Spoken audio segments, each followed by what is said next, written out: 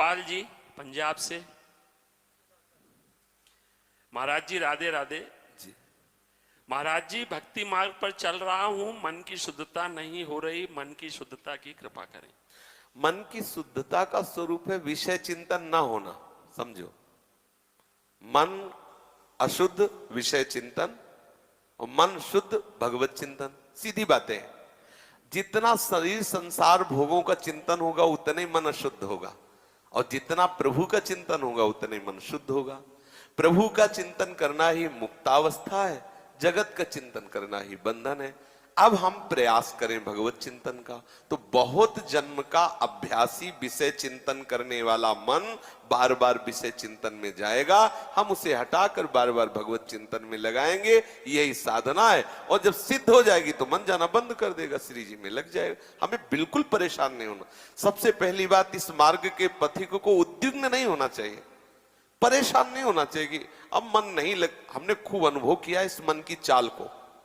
ये अंदर की बातें कहते हैं। जैसे हम आज भजन बढ़िया हुआ ना, तो एक मन में ऐसा लगता है कि अच्छा, उसी अच्छाई में भागेगा, ये उसी अच्छाई में भागेगा और किसी सूक्ष्म विषय में फंसा देगा। और ये इतना चालबाज है, पूछो मत। मतलब इतना हितैषी बनेगा, इतना विश्वसनीय बनेगा, और ऐसे गड्ढे में गिराएगा कि यही लगेगा आत्महत्या कर लूं। पक्की बात कहता हूं, पक्की। अगर कोई पवित्र हृदय से बात सुनेगा तो उसको समझ में आ जाएगा। जो इसके अनुसार, वो बहुत मलिन हृदय वाले हों तो बात अलग है, नहीं जो इसके अनुसार चलते हैं ना, बहुत बेईमान है ये मन। सदैव हमको गिराने की ही कोशिश की, कभी उठाने की नहीं की। इसको जब देखा है तो ये हमारे नाश का ही कारण बना है, हमारे पतन का ही कारण बना है। हमें गिराने की कोशिश की है। गुरु प्रदत्त विवेक के द्वारा इसको जब पकड़ पाए, समझ पाए, ओहो इसकी तो चाल ही है। जरा सा भी अगर हमें कहीं भी भागवती का आनंद मिलता है, उसी आनंद में हम थोड़ा सा ढील करते हैं, और ढील पाते ही हमें वही विषय में गिरा देता है जहां हम फिर बैठे जलते रहे। एक क्षण के विषय संयोग को कई कल्पों तक नरक पहुंचाने की ये रचना रच देता है। बहुत विजय, क्षण सुख लागी जन्म सतकोटि, करोड़ों जन्मों को बिगाड़ दे, ऐसे ऐसे कर्म करवा देता है। इतना बेईमान है। चतुर उपासक इस पर दृष्टि रखे, इसकी दी हुई प्रेरणा को पहले संत सदगुरुदेव शास्त्र मर्यादा में देखे। अगर वो है तो कोई बात नहीं होगा, नहीं है तो उसकी कदापि बात ना माने, नहीं तो नष्ट कर देगा, पक्का पक्का पक्का। ये अनुभव की बात कहते हैं। और ये बहुत ही बेईमान है, बड़ी सूक्ष्मता से ले जाएगा। यम ही न व्यथ्यन्ते ते पुरुषम पुरुषर्षव सम दुखा सुखा धीरम सो मृतत्वाय कल्पते। ये कहेगा कि बस देख लो, देखने में कोई बात तो है नहीं, तुम्हें कुछ करना नहीं।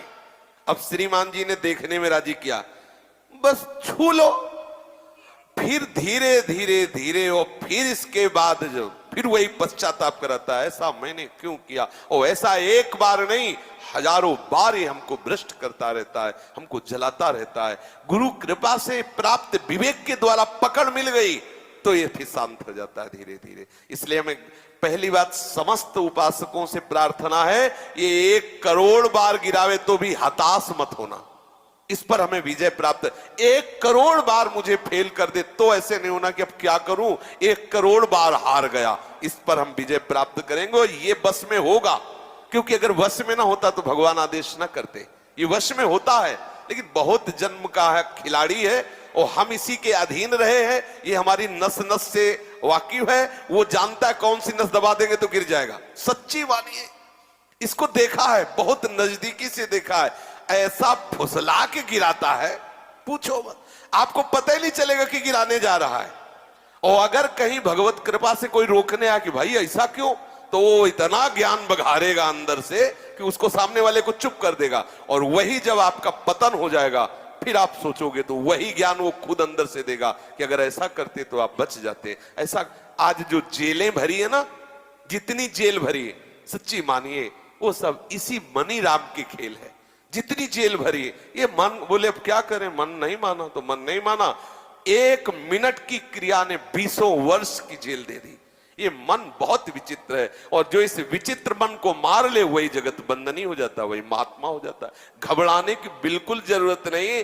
हर बार परास्त होने पर फिर हिम्मत करे कि अब की बार तो मारूंगा इसे, अब की बार गिराऊंगा, और एक दिन गिरा दोगे, पक्का गिरा दोगे, क्योंकि भगवान के अंश हो तुम, निश्चित इस पर विजय प्राप्त। पर हारना नहीं।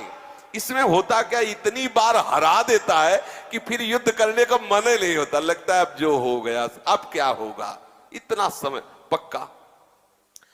प्रत्येक हार में विजय छुपी होती है, ये सूक्ष्म बात कह रहे हैं। प्रत्येक पराजय में विजय छुपी होती है, ये कोई सूक्ष्मदर्शी ही जान सकता है। तो आप बिल्कुल सावधान रहना, चाहे जितनी बार पराजय हो, हारना नहीं, वो आपको आगे बढ़ा दे।